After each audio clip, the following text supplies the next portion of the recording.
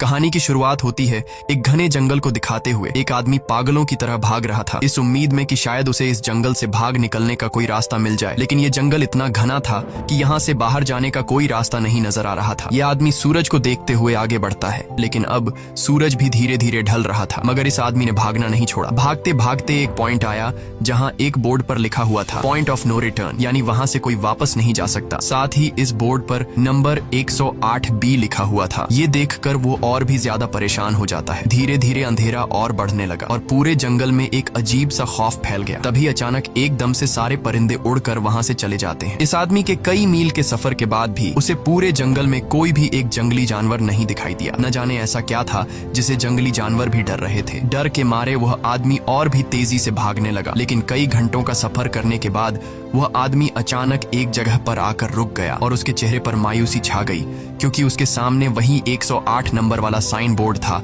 जिस पर लिखा हुआ था पॉइंट ऑफ नो रिटर्न। अब आदमी को समझ आया कि चाहे मैं जितना भी भागूं पर इस जंगल से निकल नहीं सकता, इसलिए अब वो वहां छुपने की जगह ढूंढने लगा। लेकिन वहां उसे छुपने के लिए कोई सेफ जगह नहीं मिली, इसीलिए अब वो पेड़ के ऊपर चढ़ जाता है। पर तभी उस पेड़ की टहनी टूट गई, जिससे वो आदमी काफी ऊंचाई से नीचे जमीन पर आ गिरा। पेड़ से गिरने के बाद वो बहुत ज्यादा जख्मी हो चुका था। उसे काफी गहरी चोटें आई। इससे पहले कि वो बेहोश हो जाता तभी अचानक जमीन हिलने लगी और अजीब सी गुर्राने की आवाजें आने लगी। वो आवाजें सुनकर आदमी के गले में सांसें अटक गईं। तभी अचानक कोई उसे खींच कर ले गया। खींचने वाला कौन था ये नहीं दिखाया गया, लेकिन हमें उस आदमी की दर्द भरी चीखें सुनाई दी गई। इस इंसिडेंट के 6 दिन बाद हमें शहर में मीना नाम की एक लड़की को दिखाया जाता है जो एक बर्ड शॉप में काम करती है। तभी उसका बॉस आता है और मीना को एक गोल्डन पैरट को शहर से दूर एक जू में डिलीवर करने का ऑर्डर देता है। मीना बॉस की बात को मानते हुए अब उस पैरट को डिलीवर करने जाती है। मीना गाड़ी में बैठकर अपने मोबाइल में उस जू का लोकेशन सेट कर लेती है और अपने सफर पर निकल पड़ती है। शहर से बाहर निकलने के बाद वो एक बोर्ड पर बहुत सारे लोगों के मिसिंग फोटोज देखती है, यानी वहाँ पर कई सारे लोग गायब हो चुके थे। लेकिन मीना उन पर ज्यादा ध्यान नहीं देती और आगे बढ़ने लगती है। आगे बढ़ते दौरान मीना शॉर्टकट लेते हुए जंगल के रास्ते से गुजरती है ताकि वो जल्दी से इस पैरट को जू तक डिलीवर कर दें, और वो पहुंच गई जंगल के बीचों बीच। ये वही जगह है जहाँ हम पहले एक आदमी को गायब होते देख चुके हैं। वहाँ आकर मीना बुरी तरह से फंस चुकी थी। वो अपने मोबाइल पर मैप देखती है, लेकिन वहाँ मोबाइल के सिग्नल नहीं आ रहे थे और उसके कार का रेडियो भी काम नहीं कर रहा था। मीना अब वहाँ से वापस निकलने लगी, लेकिन अब उसे वहाँ से बाहर निकलने का रास्ता समझ नहीं आ रहा था। थोड़ी देर बाद मीना की गाड़ी भी खराब हो गई। मीना गाड़ी से बाहर निकलती है और उसे सामने लगा हुआ वही पॉइंट ऑफ नो रिटर्न वाला बोर्ड दिखाई देता है। मीना को कुछ समझ नहीं आता, इसीलिए वो पैरट के पिंजरे को हाथ में लेकर आसपास मदद ढूंढने आगे चली जाती है, लेकिन वहाँ आसपास किसी भी मदद का नामो निशान तक नहीं था। उसके बाद वो वापस उस जगह पर लौट आती है जहाँ उसने अपनी गाड़ी खड़ी की थी, लेकिन वहाँ से उसकी गाड़ी गायब हो चुकी थी। ये देखकर वो बहुत ज्यादा परेशान हुई। उसे लगा कि शायद वो उस जगह पर नहीं आई है जहाँ उसकी गाड़ी खड़ी थी, बल्कि ये किसी दूसरी जगह पर आ गई है और उसकी गाड़ी कहीं दूसरी जगह में खड़ी है, क्योंकि इस जंगल का हर एक पॉइंट एक ही जैसा दिखाई दे रहा था। अब अंधेरा भी गहरा होता जा रहा था। एकदम से पहले की तरह ही सभी परिंदे इन पेड़ों से उड़ जाते हैं। मीना को अब डर लगने लगा था, क्योंकि जमीन भी जोर जोर से हिल रही थी। मीना को वहाँ आसपास किसी के होने का एहसास होता है। तभी अचानक मीना को दूर किसी का साया नजर आया। मीना भागते हुए उसके पीछे आई, पर उसे वहाँ कोई भी नहीं मिला। तभी अचानक मीना को एक बूढ़ी औरत भागते हुए दिखाई दी। मीना भी दौड़कर उसका पीछा करने लगी। वो उससे मदद मांग रही थी, लेकिन वो औरत रुकती नहीं, तेजी से भागती रहती है। एक बार फिर मीना इस बूढ़ी औरत का पीछा करती है। अचानक वो बूढ़ी औरत फिर से गायब हो गई। मीना जब उसे ढूंढते हुए और आगे बढ़ी तो उसे दूर जंगल में एक बड़ा सा कमरा दिखाई दिया। वो बूढ़ी औरत उस कमरे के दरवाजे को खोलकर मीना से कहती है, अगर जिंदा रहना चाहती हो तो जल्दी से अंदर आओ। ये सुनते ही मीना बिना सोचे समझे दौड़ते हुए उस कमरे की तरफ गई। मीना के अंदर आते ही उसने गेट को लॉक कर दिया। मीना देखती है कि ये कोई अजीब सा कमरा है जिसमें एक बहुत बड़ा सा मिरर लगा हुआ था। उस बूढ़ी औरत के साथ यहाँ 2 और लोग भी थे। मीना घबरा कर उन लोगों से पूछती है, ये कौन सी जगह है? इस पर उस बूढ़ी औरत ने जवाब दिया कि इस जगह को हम दी कोब कहते हैं। मेरा नाम है मैडलिन, ये लड़की है कियारा और इस लड़के का नाम है डेनियल। बूढ़ी औरत मीना से कहती है कि अभी बातचीत का वक्त नहीं है, तुम जल्दी से हमारे साथ मिरर के सामने खड़ी हो जाओ, क्योंकि कोई हमें देखने आने वाला है। मीना पूछती है, आखिर हमें कौन देखने आ रहा है? तो वो बूढ़ी औरत उससे कोई जवाब नहीं देती। एकदम बाहर से अजीब सी आवाजें आने लगी। मीना डर के मारे पूछती है कि ये आवाज किस चीज की है? तो कियारा मीना को बताती है कि इन्हें हम वॉचर्स कहते हैं। वे शीशे के दूसरे ओर से हमें देख रहे हैं, पर हम उन्हें नहीं देख सकते। वे हर रात सूरज ढलने के बाद यहाँ आते हैं और हमें देखते रहते हैं जब तक सुबह का सूरज नहीं निकल आता। तभी शीशे के दूसरी तरफ से शोर आने लगा। मीना पूछती है, ये शोर कैसा है? उस बूढ़ी औरत ने बताया कि वॉचर्स तुम्हारे आने से खुश हैं, तुम्हें यहाँ देखकर तालियां बजा रहे हैं। मीना बुरी तरह से कंफ्यूज थी, वो जल्द से जल्द यहाँ से निकलना चाहती थी। मैडलिन जिन्हें वॉचर्स कह रही थी, न तो अब तक मीना ने उन्हें देखा और न ही किसी और ने देखा था। रात गुजर जाती है, सुबह होने पर ये लोग उस जगह से बाहर निकल आते हैं। मैडलिन बताती है कि वे वॉचर्स सिर्फ रात में ही बाहर निकलते हैं, दिन के वक्त हम लोग जंगल में आजाद घूम सकते हैं। मीना रात भर यही सोच रही थी कि कब सुबह होगी और जल्दी से मैं इस जंगल से बाहर निकल जाऊं, इसीलिए वह फौरन जंगल से बाहर निकलने का रास्ता ढूंढने लग जाती है। तब मैडलिन बाकी सबको उसे रोकने से मना कर देती है, जैसे कि वह जानती हो कि मीना इस जंगल से बाहर नहीं निकल सकती और वह जरूर वापस आएगी। बस मीना को जाते हुए मैडलिन बताती है कि तुम्हारा यह फैसला अच्छा नहीं है, इस जंगल से बाहर निकलने का कोई रास्ता नहीं है। रात होने से पहले हमें इस घर में वापस आना पड़ता है, अगर तुम लेट हो गई तो तुम अपनी जान से हाथ धो बैठोगी। मीना किसी की बात नहीं सुनती और अपने पैरट को लेते हुए तेजी से आगे बढ़ती है। थोड़ा सा आगे बढ़ने पर उसे वहीं पॉइंट ऑफ नो रिटर्न वाला साइन दिखाई देता है। उसे देखकर वो घबरा तो गई, लेकिन उसने हिम्मत नहीं हारी और सूरज को देखकर सूरज की डायरेक्शन में आगे बढ़ती रही, पर जंगल से निकलने में कामयाब नहीं हो सकी। आगे चलकर रास्ता ही खत्म हो गया। मीना ने देखा कि वो एक पहाड़ के टॉप पर खड़ी है, जहाँ से आगे दूर दूर तक जंगल के सिवा कुछ भी नहीं था, इसीलिए वो मायूस होकर नीचे बैठ जाती है। तभी अचानक उसके कंधे पर किसी ने हाथ रखा, वो डर गई और जब उसने पीछे मुड़कर देखा तो वो बूढ़ी औरत मैडलिन थी। यहाँ मैडलिन उसे हौसला देती है और कहती है कि सिर्फ तुम ही नहीं जिसने यहाँ से निकलने की कोशिश की और हार गई, हम भी तुम्हारी तरह ही हार कर यहाँ रुके हैं, यहाँ से बाहर निकलने का कोई रास्ता नहीं, चलो मैं तुम्हें कुछ दिखाती हूँ। मैडलिन मीना को जंगल की तरफ लेकर जाती है। मैडलिन मीना से कहती है, ये जंगल एक शिकारी है और हम सब उसका शिकार, अगर जिंदा रहना चाहती हो तो हमारे साथ ही रहो। मैडलिन उसे पॉइंट ऑफ नो रिटर्न वाले काफी सारे साइन बोर्ड दिखाती है, जो कि जंगल के चारों तरफ गोल घेरे में लगे थे और उनके बीच में था उनका कमरा। मैडलिन बताती है कि ये हमारे घर से आधे दिन के फासले पर लगे हैं, अगर इसे आगे गई तो वापस लौटना मुश्किल हो जाएगा, इसलिए कभी भी यह तुम्हें नजर आए तो तुम इन्हें इग्नोर मत करना। मीना पूछती है, ये सब किसने बनाया? तो वो जवाब देती है, ये एक प्रोफेसर ने बनाया है, लेकिन अब तक उसे किसी ने देखा नहीं है। अब रात हो जाती है, ये लोग वापस उस घर के अंदर आ जाते हैं। हर रात वॉचर्स उन्हें देखने के लिए आते थे। आज कियारा नामी लड़की उनके सामने डांस करती है और कहती है ये सब उन्हें पसंद है। ऐसा नहीं था कि इन चारों को हर रात वॉचर्स के सामने खड़ा ही रहना पड़ता था, ये लोग जो चाहते वह कर सकते थे, बस ये लोग उनकी तरफ अपनी कमर नहीं कर सकते थे। ऐसा करने पर वो लोग बहुत ज्यादा गुस्सा हो जाते थे। रात में तो उन्हें सिर्फ वॉचर्स का मसला था, लेकिन दिन में भी उन्हें बहुत मुश्किलों का सामना करना पड़ता था। ये लोग जंगल से हर रोज अपना पेट भरने के लिए कुछ न कुछ शिकार करके लाते थे, जिससे उनका गुजारा हो जाता। अगले दिन कियारा और मीना दोनों जंगल में शिकार करने जाती हैं। मीना कियारा से पूछती है कि आखिर ये वॉचर्स चाहते क्या हैं? कियारा बताती है, मुझे भी कुछ खास नहीं पता, लेकिन मैडलाइन कहती है कि ये वॉचर्स हमें देखते हैं, हमें ऑब्जर्व करते हैं, लेकिन अगर हमने वॉचर्स को देखा तो हम पागल हो जाएंगे, क्योंकि वॉचर्स बहुत ही खूंखार दिखते हैं। कियारा अब उसे एक गड्ढा दिखाती है और कहती है, ऐसे बहुत से गड्ढे इस जंगल में मौजूद हैं। दिन के वक्त सारे के सारे वॉचर्स उन गड्ढों में रहते हैं और रात में वो यहाँ से बाहर निकल आते। दिन के वक्त ये लोग इसलिए बाहर नहीं आ सकते क्योंकि सूरज की रोशनी उनकी स्किन जलाती है। कियारा मीना को बताती है कि वो 5 महीने पहले अपने पति के साथ इस जंगल में आई थी और तब से वो दोनों यहाँ फंसे हुए थे, पर आज से 6 दिन पहले मेरा पति जंगल में रास्ता ढूंढने निकला है। मुझे उम्मीद है कि वो जरूर वापस आएगा और हम सबको यहाँ से सेफली ले जाएगा। यहाँ हमें मालूम होता है कि असल में कियारा का हस्बैंड वही आदमी था जिससे हमने मूवी के स्टार्ट में देखा था, जिसे कोई यहाँ से खींच कर ले गया और अब वो मारा जा चुका है। इस तरह से बातें करते हुए ये दोनों कमरे के पास वापस लौट आए। यहाँ मैडलिन ने मीना को 3 रूल समझाती है जिंदा रहने के लिए। सबसे पहला ये कि वो रात के वक्त घर का दरवाजा नहीं खोलेगी, दूसरा रात में वो आईने की तरफ अपनी कमर नहीं करेगी और तीसरा ये कि दिन के वक्त वो उन गड्ढों के पास नहीं जाएगी और जितना हो सके रोशनी में रहेगी। जब तक तुम इन रूल्स को फॉलो करोगी तब तक तुम जिंदा रहोगी। लेकिन मीना को मैडलाइन की बातों पर बिल्कुल भी भरोसा नहीं होता। अब उस रात मीना इन वॉचर्स के बारे में जानना चाहती थी, इसीलिए वो शीशे के साथ कान लगाकर आवाजें सुनने की कोशिश करती है। जब उसे कुछ सुनाई नहीं देता तो मीना को मैडलिन की बताई गई वॉचर्स की बातें फेक लगने लगती हैं, इसलिए वह रूल्स को तोड़ते हुए अपनी कमर को शीशे की तरफ करके सो जाती है और ऐसा करने पर इन वॉचर्स को गुस्सा चढ़ जाता है। वो लोग जोर जोर से उस शीशे को मारने लग जाते हैं। शोर से मैडलाइन भी उठ जाती है और वह जल्दी से मीना को शीशे की तरफ खड़े रहने को कहती है और तब जाकर वो वॉचर्स का गुस्सा शांत होता है। यानी जब इंसान वॉचर्स को अपनी पीठ दिखाते हैं तो वह उसे खुद की इंसल्ट मानने लगते हैं। ये रात भी गुजर जाती है और अगले दिन मीना डेनियल के साथ शिकार पर निकलती है। वो डेनियल से पूछती है, क्या आज तक तुमने किसी वॉचर को देखा है? जिस पर डेनियल ने जवाब दिया कि मैंने भी आज तक वॉचर्स को नहीं देखा और जो भी वॉचर्स को देखता है वो जिंदा नहीं बच पाता। तब मीना डेनियल को समझाती है कि मुझे लगता है कि ये सब मैडलाइन की बनाई हुई कहानियां हैं जिसके अंदर वो हमें फंसा रही है। हमें जरूर उन गड्ढों को जाकर चेक करना चाहिए, शायद हमें यहाँ से बाहर जाने का कोई रास्ता मिल जाए। डेनियल भी यहाँ रहकर बहुत ज्यादा तंग हो चुका था और वो भी किसी तरह से रास्ता ढूंढकर इस जंगल से भाग निकलना चाहता था। इसलिए वो मीना की बात मान लेता है और वो दोनों गड्ढे के पास पहुंच जाते हैं। अब मीना अपने आप को रस्सी से बांधकर इस गड्ढे के अंदर उतरती है। रस्सी का दूसरा सिरा डेनियल ने पकड़ा हुआ था ताकि अगर मीना को कुछ भी हो वो जल्दी से मीना को बाहर की तरफ खींच ले। मीना नीचे गड्ढे में पहुंच जाती है जहां उसे बहुत सारा इंसानों का सामान मिलता है। मीना उस सामान को इकट्ठा कर लेती है। ये सारा सामान उन लोगों का था जो जंगल में वॉचर्स के शिकार हो चुके थे। डेनियल रस्सी के सहारे कैमरा, साइकिल और जरूरत का सारा सामान को बाहर ले आता है। मीना अब नीचे इंतजार करती है कि डेनियल कब रस्सी नीचे फेंकेगा और मैं ऊपर चली जाऊंगी। और इससे पहले कि मीना उस गड्ढे से बाहर निकल पाती, उसे गड्ढे के अंदर किसी के आने की हलचल सुनाई देती है। मीना जल्दी से डेनियल को रस्सी नीचे फेंकने की आवाज देने लगती है, लेकिन तभी मीना को पकड़ने के लिए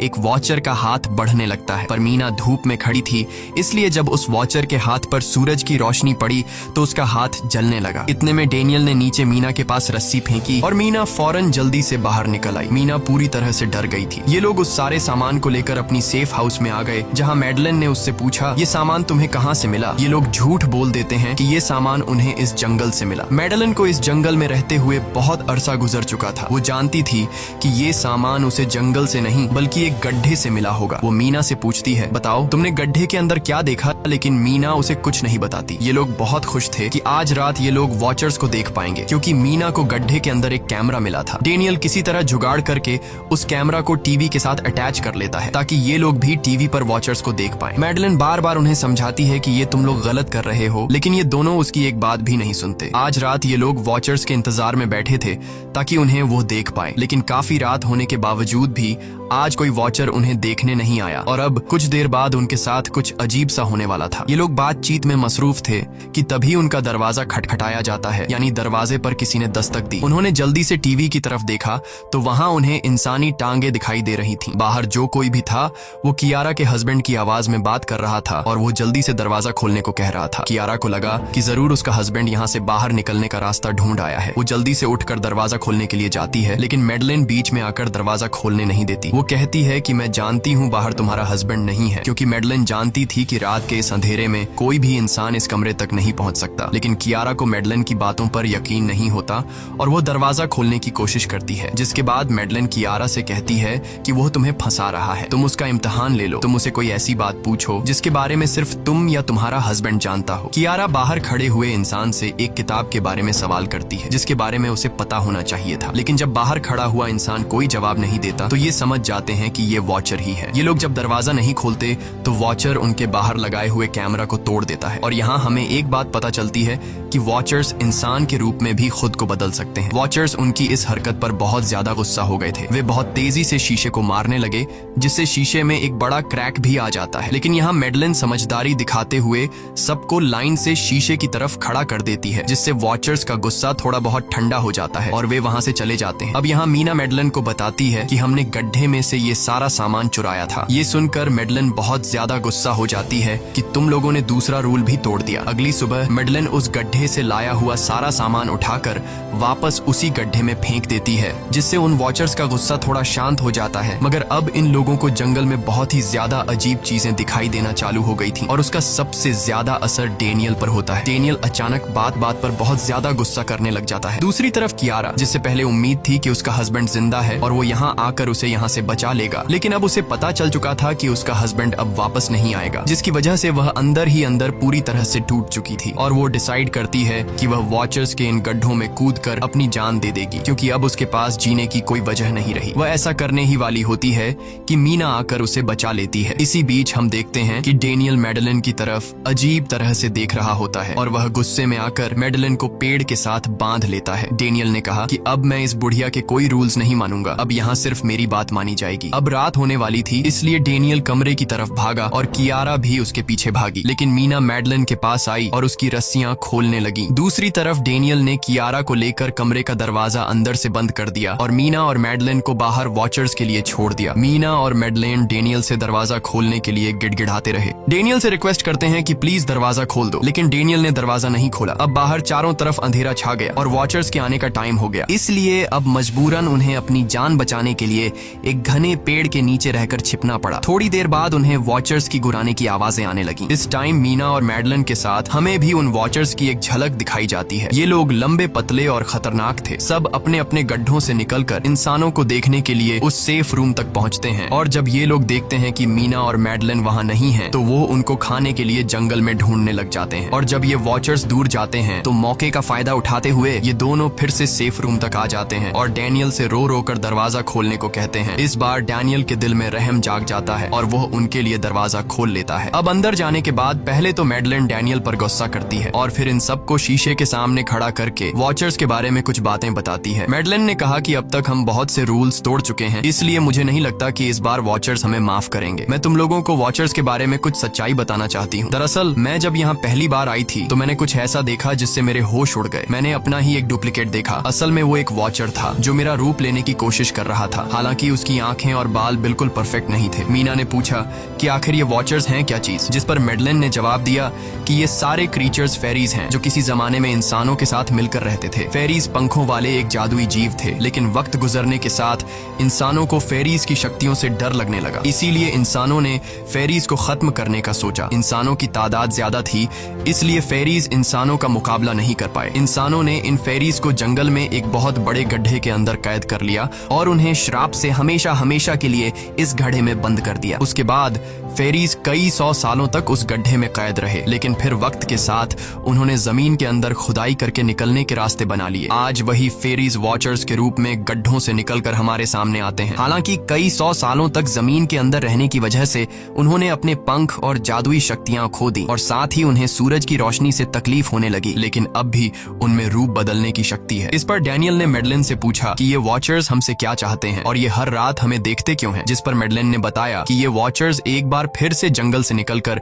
इंसानों के बीच रहना चाहते हैं, लेकिन अपने असली रूप में ये इंसानों के बीच नहीं रह सकते। इसीलिए उन्होंने हमें यहाँ रखा हुआ है ताकि हमें देखकर हमारा रूप ले सकें और हमसे आज के दौर के तौर तरीके सीखकर इंसानों के बीच रह सकें। मैडलिन ये सब बातें बता ही रही थी कि अचानक सभी वॉचर्स वापस लौट आए और जब वॉचर्स को पता चलता है कि मैडलिन और मीना वापस अपने कमरे में आ गए हैं तो वो सब गुस्से से भड़क उठे और दरवाजा तोड़ने की कोशिश करने लगे। इन चारों ने टेबल को खींचकर दरवाजे के सामने रख दिया ताकि दरवाजा वॉचर्स तोड़ न सके, लेकिन वॉचर्स की ताकत काफी ज्यादा थी और इन चारों को पता चल चुका था कि जल्द ही वॉचर्स अंदर आ जाएंगे और उन्हें मौत अपनी आंखों के सामने दिखाई दे रही थी। तभी उन्होंने देखा कि टेबल को घसीटकर दरवाजे तक ले जाने की वजह से कारपेट पलट गई है। जब उन्होंने कारपेट हटाया तो उन्हें नीचे एक बड़ा लोहे का गेट नजर आया। उन्होंने जल्दी से गेट खोला तो उन्हें पता लगा कि नीचे एक बहुत बड़ा बंकर है। ये लोग जल्दी से उस बंकर के अंदर घुस गए और ऊपर से लोहे का गेट बंद कर दिया। ये लोग इस बात को लेकर परेशान थे कि ये बंकर यहाँ पर मौजूद था और इन लोगों को पता भी नहीं चला। इस बंकर के नीचे बहुत फैसिलिटीज थी, हजारों दिन का खाना, एक कंप्यूटर और भी बहुत सारा जरूरत का सामान रखा था। मीना जानना चाहती थी कि आखिर ये जगह किसने बनाई, इसीलिए वो उस कंप्यूटर को ऑन कर लेती है। उस कंप्यूटर में बहुत सारा डेटा सेफ था, जिसे खोलने पर उन्हें पता चलता है कि ये सारी जगह प्रोफेसर मार्टिन ने बनाई थी। असल में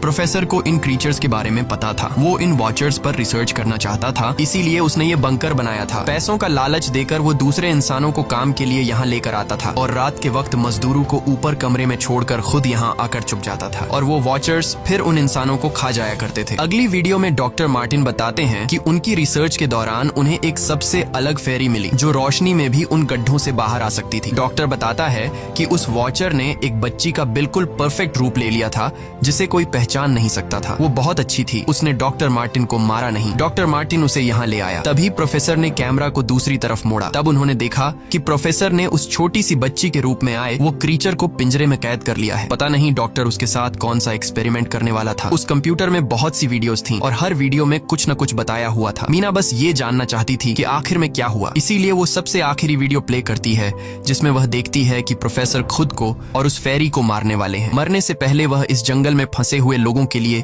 यहाँ से निकलने का रास्ता बता देता है और कहता है कि शाम में जिस डायरेक्शन में परिंदे भागते हैं उस डायरेक्शन में भागने से वे लोग इस जंगल से निकल सकते हैं। उसने इस रिकॉर्डिंग मैसेज में कहा था कि अगर कोई इस जंगल से निकलने में कामयाब हो गया तो यूनिवर्सिटी में जाकर मेरी सारी रिसर्च तबाह कर देना। मैंने यहाँ आकर बहुत बड़ी गलती कर दी। उसके बाद प्रोफेसर ऊपर चले गए और फिर 2 गोलियों की आवाज आई जिससे उन्हें समझ आया कि प्रोफेसर ने पहले उस फेरी को मारा और फिर खुद को गोली मार दी। आज रात ये चारों बहुत खुश थे क्योंकि उन्हें इस जंगल से जान छुड़ाने का रास्ता मिल गया था। अगली सुबह सभी लोग अब बंकर से बाहर निकलते हैं तो देखते हैं कि उनका सेफ हाउस उन वॉचर्स ने पूरी तरह तबाह कर दिया है और आज के दिन उन्हें लाजमी इस जंगल से निकलना होगा वरना ये लोग मारे जाएंगे। क्योंकि रात को अब उनके पास छिपने के लिए कमरा भी नहीं बचा था। ये लोग अब यहाँ जंगल से निकलने के रास्ते में बढ़ने लगते हैं। वो परिंदे जिनके बारे में प्रोफेसर बता रहे थे वे तो शाम को उड़ने वाले थे, लेकिन उन्हें शाम होने से पहले जंगल से बाहर निकलना था। इसलिए मीना अपने पास मौजूद पैरट को आजाद कर देती है। जिस डायरेक्शन में वह उड़ता है उसी डायरेक्शन में ये लोग चलने लग जाते हैं। चलते हुए रास्ते में ही उन्हें एक कब्र मिली। मैडलेन उस कब्र को देखकर बताती है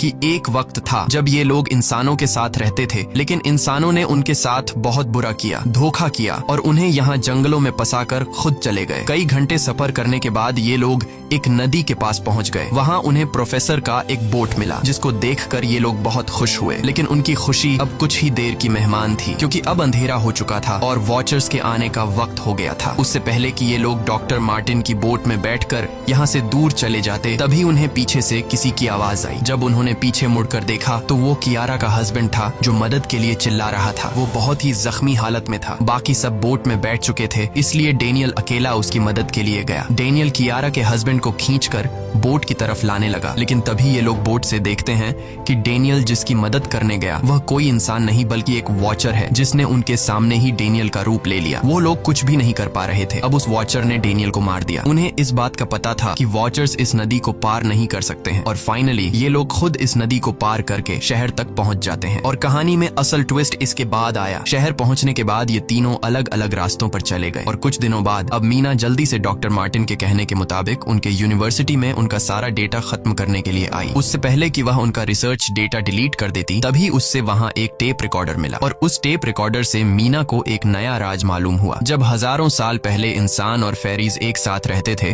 तो तब उनकी शादी भी हुआ करती थी। इंसान और फेरी के मिलन से जो बच्चे पैदा होते थे उनमें इंसान और फेरी दोनों के गुण होते थे। उन्हें हाफलिंग्स कहा जाता था। उन हाफलिंग्स में एक खासियत थी कि वे रूप बदलने में इतने माहिर होते थे कि वे किसी मरे हुए इंसान का रूप भी बदल सकते थे। प्रोफेसर का मानना था कि जब इंसानों ने फेरीज को जंगल के अंदर गढ़ों में कैद कर लिया था, तब हाफलिंग इंसानों के बीच अपना रूप बदलकर चुपके से रहने लगे और वो आज भी किसी न किसी रूप में इंसानों के बीच मौजूद है। मीना जब प्रोफेसर के ऑफिस में आई और वहाँ पर जांचबीन करने लगी तो वहाँ उसके हाथ कुछ ऐसी तस्वीरें लगी जिसने उसके होश उड़ा दिए। उसने देखा कि तस्वीर में जो प्रोफेसर के साथ लेडी खड़ी है वो कोई और नहीं बल्कि मैडलेन है और असल में मैडलेन प्रोफेसर की वाइफ है। वो कंफ्यूज हो जाती है कि मैडलेन ने उसे यह बातें क्यों नहीं बताई। इस भारी कंफ्यूजन को शेयर करने के लिए वो कियारा के पास आती है और उसे बताती है कि जिस मैडलेन से हम जंगल में मिले थे वो असल में प्रोफेसर मार्टिन की वाइफ है, लेकिन उसने हमें यह सच्चाई इसलिए नहीं बताई क्योंकि वो खुद एक इंसान नहीं बल्कि एक रूप बदलने वाली फेरी थी। मैंने जब रिसर्च किया तो मुझे पता चला कि काफी साल पहले प्रोफेसर की वाइफ